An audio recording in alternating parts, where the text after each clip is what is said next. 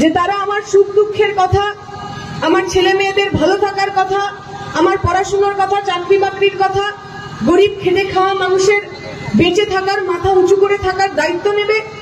আমরা দেখলাম রাজ্যের মুখ্যমন্ত্রী, দেশের প্রধানমন্ত্রী দুজনে মিলেই কি করে আমার ভবিষ্যৎ বিক্রি করে দেওয়া যায় তার চেষ্টা তারা করতে লাগবে।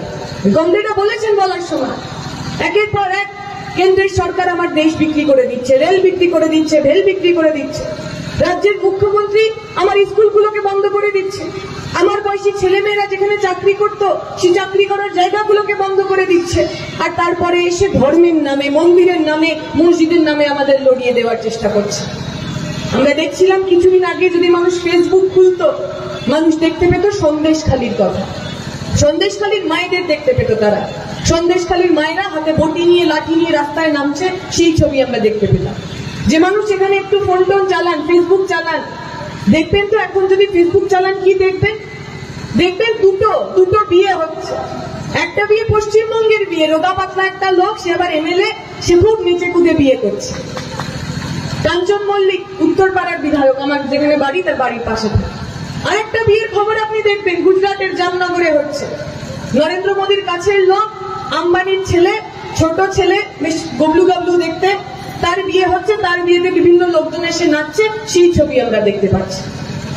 আমরা এমন একটা দেশে বাস করি, এমন একটা রাজ্যে বাস করি, যে রাজ্য, যে দেশের সাধারণ মানুষ খুন হচ্ছে প্রতিদিন, না খেতে পেয়ে মানুষ মারা যাচ্ছেন, কিন্তু সেই ছবি আমরা দেখতে পাচ্ছি না।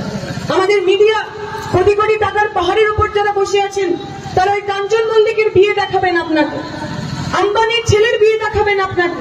আর আমার বাড়ির ছেলেটা, আপনার বাড়ির ছেলেটা যখন চাকরির জন্য রাস্তায় ধর্নায় বসবেন, তাকে দেখানোর জন্য একটা মিডিয়া সেখানে পৌঁছবেন। সন্দেশখালীর মা বোনেরা যখন নিজের অধিকার, নিজের সম্মান বাঁচানোর জন্য রাস্তায় নামবেন, তাদের দেখানোর জন্য ওই মিডিয়া ওখানে পৌঁছাবে না। আমরা বলছি ওই মিডিয়া হাউস যারা রয়েছেন বড় বড়, আম্বানি আদানি পুঁজিপতিদের টাকায়, বড় লোকদের টাকায় যে মিডিয়াগুলো চলে, আপনারা আমাদের দেখাবেন না তো দেখাবেন না। এই আমার সামনে যে মানুষগুলো বসে আছে, সবার হাতে একটা করে ক্যামেরা আছে, ওই সবার চোখ দিয়ে সাধারণ মানুষ আমাদের কথা শুনবে, ওদের চোখ দিয়ে, ওদের ক্যামেরায়, ওদের স্ক্রিনে আমাদের মানুষ আমাদের কথা শুনবেন, আমাদের যন্ত্রণা, আমাদের লড়াইয়ের কথা শুনবেন। কি দেশে বাস করছি আমরা? এই গত 2 তারিখ আমরা গেছিলাম বসিরহাট এসপি অফিসের সামনে। সন্দেশখালীর বেতাজ বাদশাহ শাহজাহান গ্রেপ্তার হয়েছে, দেখেছেন আপনারা সেই ছবি? মানে সেই ভিডিও দেখলে বোঝা যাচ্ছে না পুলিশ শাহজাহানকে গ্রেপ্তার করেছে না পুলিশ শাহজাহান পুলিশকে গ্রেপ্তার করেছে। যেরকম জামাই ষষ্ঠীর সময় জামাই যায়, শ্বশুর বাড়ি যায়, এক হাতে একটা মাছের প্যাকেট, এক হাতে একটা মিষ্টির প্যাকেট নিয়ে, শাহজাহান ওরকম গদগদ করে গ্রেপ্তার হয়ে যাচ্ছে। পুলিশগুলো পিছনে পিছনে যাচ্ছে না, তাকে ধরছে না, তার হাত ধরার কারোর সাহস হয়নি।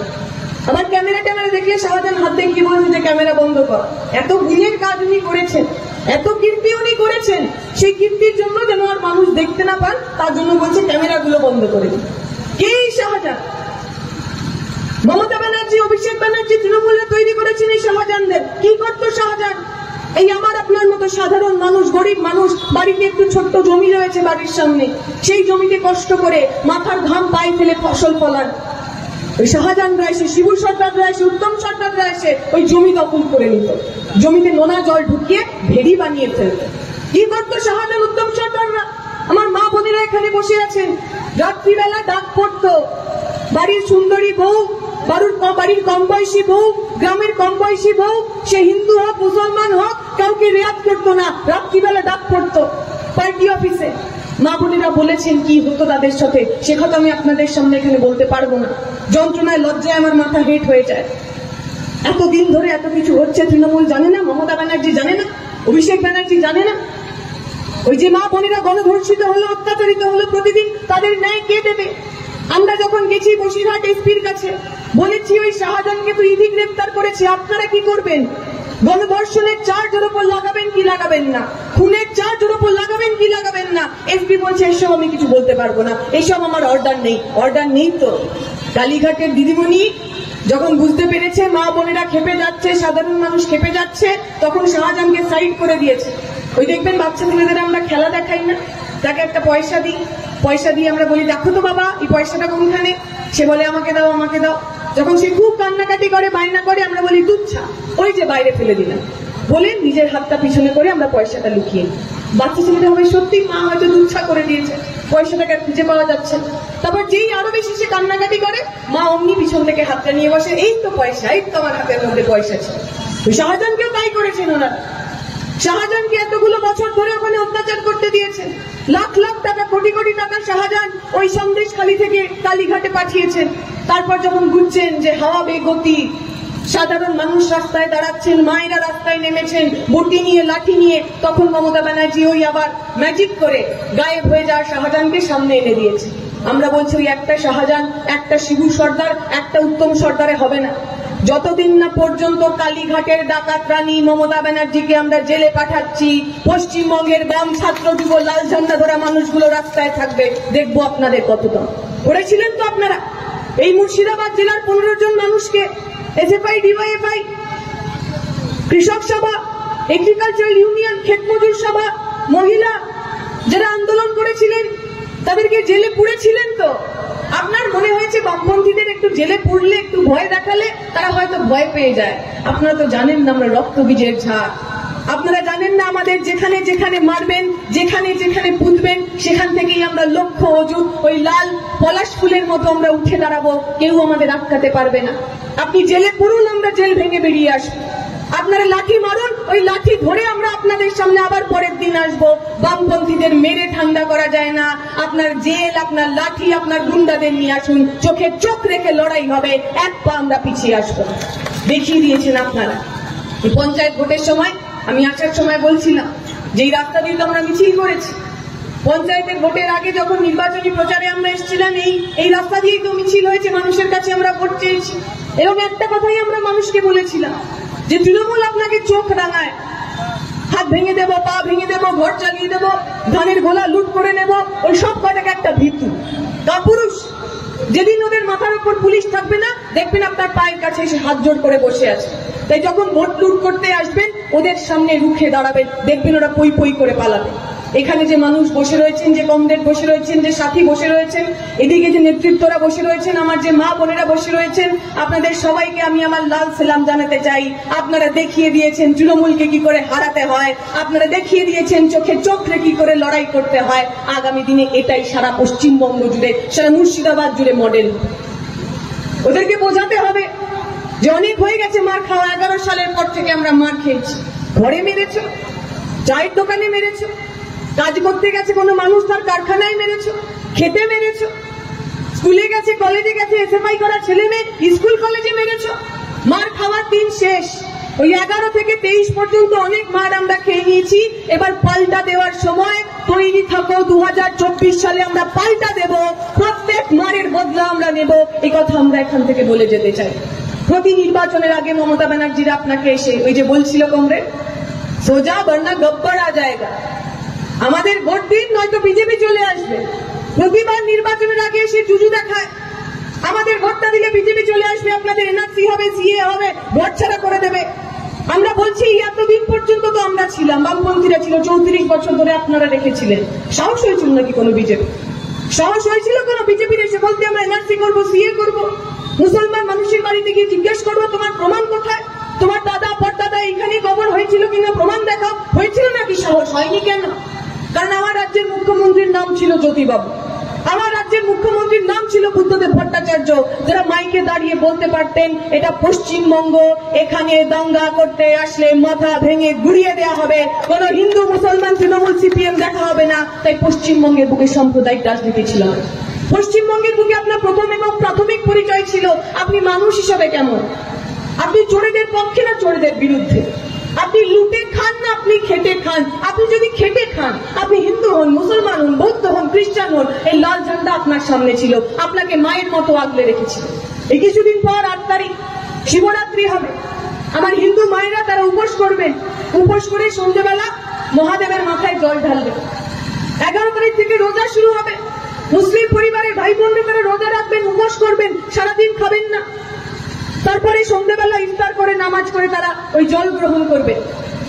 যে মা শিবরাত্রির দিন উপোস করেন আর যে মা ওই রোজা মাসে রোজা রাখবেন, জিজ্ঞেস করে দেখবেন তো তার মনের ভিতরের যে খিদে, পেটের ভিতরের যে খিদে, সেই খিদের রংটা আলাদা আলাদা কিনা।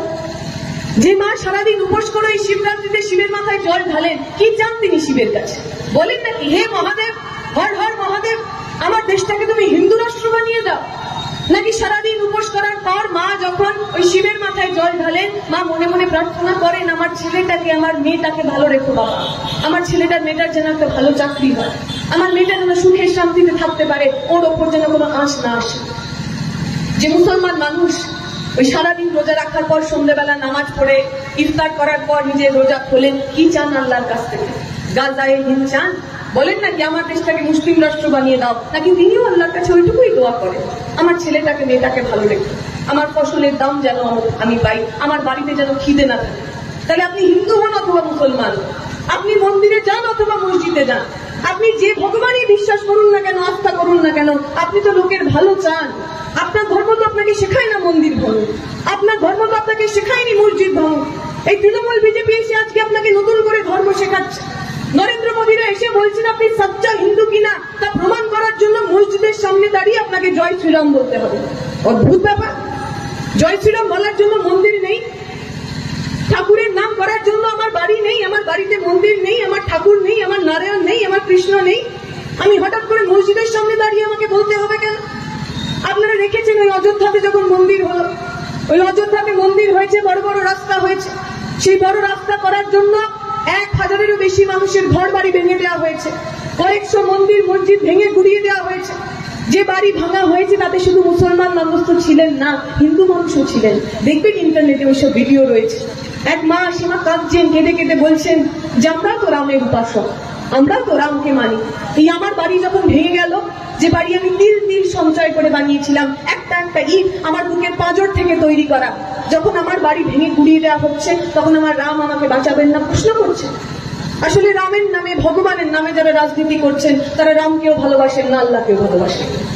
মন্দিরের নামে, মসজিদের নামে যারা রাজনীতি করছেন তারা কোনো ধর্মকে ভালোবাসেন না, তারা শুধু নিজের পকেট বোঝেন, নিজের কামানো বোঝেন। মন্দিরে মসজিদে লড়িয়ে দিয়ে যদি ওদের পকেট ভরে যায়, ওরা আজকেই হিন্দু কালকেই মুসলমান হয়ে যাবে, ওদের কোথাও কিছু বাঁচবে না। ওরা ভগবানে বিশ্বাস করে, টাকায় বিশ্বাস করে, ক্ষমতায় বিশ্বাস করে। আমাকে আপনাকে তো পক্ষ নিতে হবে। এই যে মমতা ব্যানার্জি নির্বাচনের আগে হঠাৎ করে মসিহা হয়ে ওঠেন না, বলেন না আমি মুসলমানদের মসিহা, আমিই বাঁচাবো। এই রোজা মাসে দেখবেন উনি রোজা রাখেন না, সন্ধ্যাবেলা ইফতার করতে ঠিক চলে যান মাথায় সাদা কাপড় করে, হাত এরকম জড়ো করে, সামনে বিপির করে, কি বলে একটাও কিছু জানে না, একটাও কলমা জানে না। ওকে জিজ্ঞেস করুন কোরআনের একটা দুটো আয়াত, কিচ্ছু বলতে পারবেন না, কিন্তু হাত জোর করে নাটকটা পুরো করবে।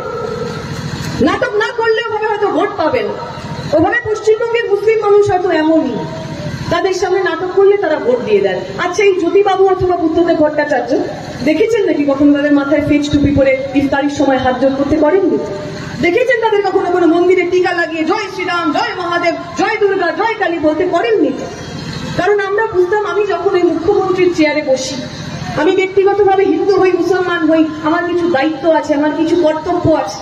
আমি এই গল্প শুনেছিলাম, আপনাদের সাথে ভাগ করে নেব। উত্তর ভারতে দাঙ্গা হয়েছে মুজাফফরনগরে, বহু মানুষ বাড়ি ছাড়া, বহু মানুষের বাড়ি পুড়িয়ে দেওয়া হয়েছে।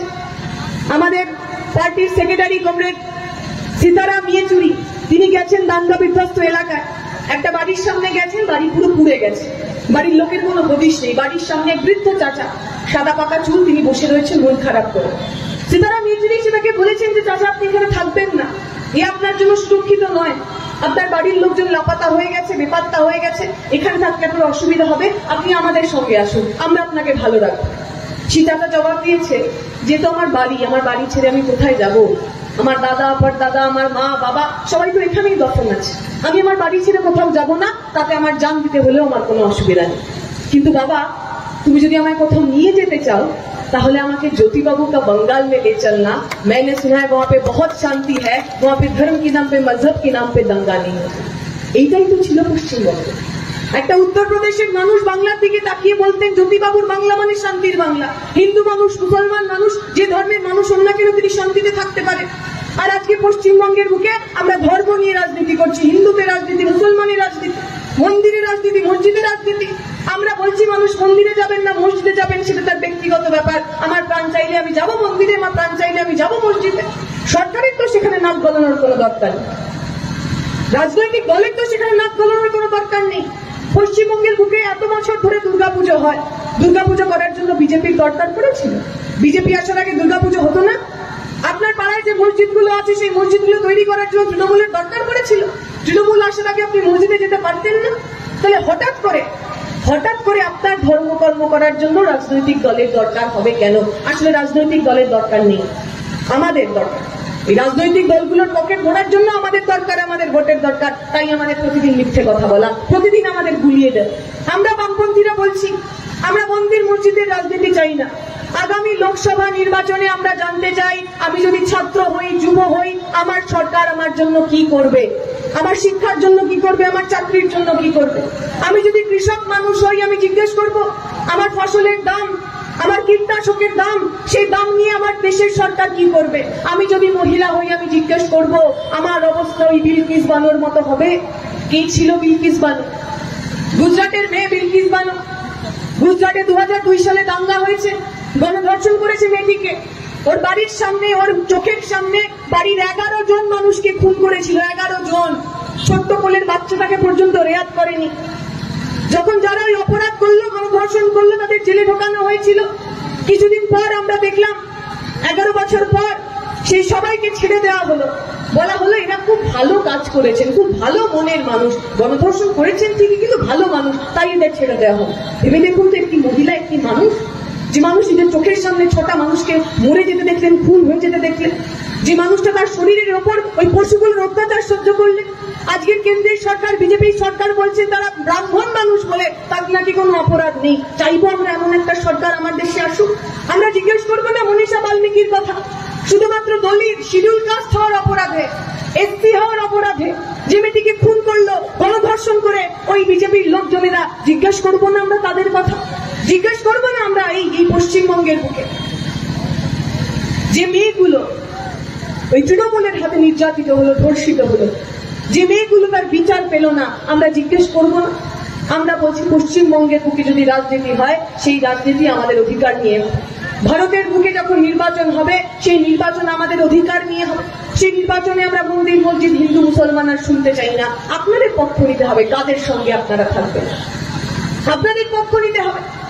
এই যে বলছিল আমার আগে কুণাল ঘোষের আগের পরিচয় ছিল বড় চোর, তারপরে পরিচয় হলো তৃণমূলের মুখপত্র, এখনো বলছে আমি কেউ না, আমি খালি দিদির সৈনিক। কিন্তু এমন দিদির সৈনিক তৈরি করেছেন, দিদির সৈনিক মাইকে দাঁড়িয়ে বলছেন তৃণমূল বিজেপির মধ্যে তো সেটিং রয়েছে। আমরা সেই 21 সাল থেকে বলে আসছি বিজেপি আর তৃণমূল একসাথে হাতে হাত রেখে কাজ করছে। আজকে কুণাল ঘোষও বলছেন তৃণমূল বিজেপির মধ্যে সেটিং রয়েছে। যদি তৃণমূল বিজেপির মধ্যে সেটিং না থাকতো, তাহলে ভাইপো এখনো ঘুরে বেড়াতো? যা টাকা মেরেছে, ওই যে কোটি কোটি টাকার প্রাসাদে ভাইপো থাকে, ও তো সব পয়সা কামানো নয়। আমার আপনার পকেটের টাকা মেরে ভাইপো প্রাসাদ বানিয়েছে, রাজপ্রাসাদ বানিয়েছে, বাড়ির মধ্যে আবার চলমান সিঁড়ি লাগিয়েছে। এইটুকুনি বয়স, এখনই সিঁড়ি ভাঙতে পারে না, পরে এর কি হবে কে জানে। আমার আপনার পকেটের টাকা কেটে, টাকা মেরে সে রাজপ্রাসাদ বানালো। আমরা সবাই জানি অভিষেক ব্যানার্জি, মমতা ব্যানার্জিরা কত কোটি টাকা চুরি করেছে, অথচ ইডি ধরতে পারছে না, বিজেপি ধরতে পারছে। প্রতিবার নির্বাচনের আগে একবার এসে দেখায় অভিষেক ব্যানার্জিকে যে এই তোকে ধরবো, ওই তোকে ধরবো। অমনি পিসি গিয়ে দিল্লিতে দাদার সঙ্গে মিষ্টি টিষ্টি, খাবার দাবার, জামা কাপড় নিয়ে সেটিং করে আসে যে আচ্ছা ভাইপোটাকে ছেড়ে দাও, ওই পার্থটাকে নিয়ে দাও, পার্থ বয়স হয়েছে, গোলগাল চেহারা, ওকে বলি দিই। যেই আবার কিছুদিন পর, 3-4 মাস পর আবার অভিষেক ব্যানার্জিকে ডাকে, আবার পিসি চলে যান। আচ্ছা ঠিক আছে, ওই অভিষেক কোনো পার্থ ভালো লাগছে না, একটা কাজ করো, অনুব্রত মন্ডল আরো নগর, আরো গোলগাল, অনুব্রত মন্ডলটাকে নিয়ে নাও, আমার ভাইপোটাকে ছেড়ে দাও। তার কিছুদিন পর আমরা দেখলাম বালু বাবু, ওর ভালো নাম কি জানো? জ্যোতিপ্রিয় মল্লিক। জ্যোতিপ্রিয় মল্লিকের আর এক নতুন পিস। জ্যোতিপ্রিয় মল্লিকের মেয়ে নাকি টিউশনি করে 2 কোটি টাকা রোজগার করেছেন। 2 কোটি। কি টিউশনি দেন? আমরা তো জানি অঙ্ক, বাংলা, ইতিহাসের টিউশনি দেওয়া হয়, তবে 2 কোটি টাকা তো উপার্জন করা যায়। ওই আমার এক বন্ধু বলছিল আসলে ওরা তো অঙ্ক ইতিহাস পড়ায় না, ওরা পড়ায় কি করে চুরি করতে হবে। কয়লা চুরি করতে গেলে 1 লাখ টাকা, গরু চুরি করা শিখতে গেলে 2 লাখ টাকা, পুকুর চুরি করা শিখতে গেলে 3 লাখ টাকা। এইরকম টাকা নেয় বলে ওদের কাছে 2 কোটি টাকা হতে পারে। ওই যারা ভাবছেন এই এলাকার তৃণমূল নেতারা যে মাথার ওপর দিদি আছে, সুতরাং তাইরে নাইরে না, যত খুশি নাচতে পারি, যত খুশি চুরি করতে পারি, যত খুশি ডাকাতি করতে পারি, কেউ আমায় কিছু করবে না। আমরা বলছি ওই শাহজাহানকে দেখুন, এতদিন পর্যন্ত শাহজাহান মমতা ব্যানার্জির কোলে ছিল, গলায় নিয়ে ঘুরতো মমতা ব্যানার্জি তাকে। অভিষেক ব্যানার্জির প্রাণের লোক, ভরসার লোক ছিল শাহজাহান। যেই দেখতে পেরেছে এইবার তো ওই কেঁচো খুঁড়তে গিয়ে সাপ বেরোবে, ভাইপোর কান ধরে টানাটানি হবে, সঙ্গে সঙ্গে শাহজাহানকে বলি দিয়ে দিয়েছে। তাহলে যে তৃণমূল শাহজাহানকে বলি দিতে পারে, আপনি পাড়ার মস্তান, আপনি পাড়ার গুন্ডা, আপনি তো ছাড়, আপনাকে যে কোনো দিন ওরা বলি দিয়ে দেবে। তাই সামলে যান। চুরি, ডাকাতি, গদ্দারি, লোককে চোখ দেখানো, লোকের বাড়িতে হামলা করা, এগুলো বন্ধ করে দিন। সময় তো আর বেশি দিন নেই, সময় তো পিছন দিকের গোনা শুরু হয়ে গেছে। অনেকে আবার মনে করছেন এই সময় আমাদের আরেক মাসিয়া বোধহয় শুভেন্দু অধিকারী। ভুলে যাবেন না, ওই শাহজাহানের সঙ্গে শুভেন্দু অধিকারীর গলাগলি করা ছবি আমরা কিন্তু কেউ ভুলিনি। শুভেন্দু অধিকারী এখন খুব ভিড় হয়েছে, সন্দেশখালি যাচ্ছেন, ঢোল বাজাচ্ছেন, মায়েদের একেবারে পায়ে পড়ে যাচ্ছেন। আচ্ছা, শুভেন্দু বাবুর এতদিন মনে ছিল না? ওই শাহজাহান যখন টাকা কামাচ্ছিল, শাহজাহান যখন চুরি ডাকাতি করছিল, যখন আপনি তৃণমূলে ছিলেন, শাহজাহানও তৃণমূলে ছিল, তখন আপনার মনে পড়েননি? পড়বে কি করে? তখন তো শাহজাহানের বক্তৃতাটা শুভেন্দু অধিকারীর পকেটেও আসতো, এখন আসছে না, তাই শাহজাহান ভিলেন হয়ে গেছে। কালকে থেকে যদি শাহজাহান আবার শুভেন্দু অধিকারীকে টাকা দেওয়া শুরু করে, শুভেন্দু অধিকারীও শাহজাহানের বিরুদ্ধে কিছু বলবেন। তাই বিজেপিকে দিয়ে তৃণমূলকে আটকানো যাবে না। বিজেপি তৃণমূলের দুর্নীতি ধরবে না, ওদের সবার সেটিং আছে। সবার বাবা, কাকা, মামা, দেখবেন একজনের বাবা বিজেপিতে, ছেলে তৃণমূলে, একজনের বউ তৃণমূলে, বর বিজেপিতে, সব সেটিং করা আছে যে তুমি যদি জেলে যাও, তোমার যদি মার্কেট খারাপ হয় আমি মার্কেট ধরে নেবো। ও আবার বলেছে আবার এদিকে যদি ছেলের মার্কেট খারাপ হয় বাবা মার্কেট ধরে নেবে। আমরা যারা বামপন্থী রাজনীতি করি, আমাদের মার্কেট ধরার কিছু নেই, আমাদের চুরি করার কিছু নেই, আমাদের ডাকাতি করার কিছু নেই। আমরা পয়সা কামানোর জন্য রাজনীতিতে আসিনি, মানুষের হয়ে লড়াই করার জন্য রাজনীতিতে এসেছি। আপনাদের পক্ষ নিতে হবে, আপনারা কাদের সঙ্গে থাকবেন? আমাদের সঙ্গে থাকবেন না, চোর ডাকাতদের সঙ্গে থাকবেন। বিজেপি করার জন্য পশ্চিমবঙ্গের বুকে তৃণমূল করাটা জরুরি। আমরা যেমন ওই মাধ্যমিক পরীক্ষার আগে প্রি টেস্ট দিই না, মাধ্যমিক পরীক্ষার আগে প্রি টেস্ট হয়, তারপর মানুষের মাধ্যমিক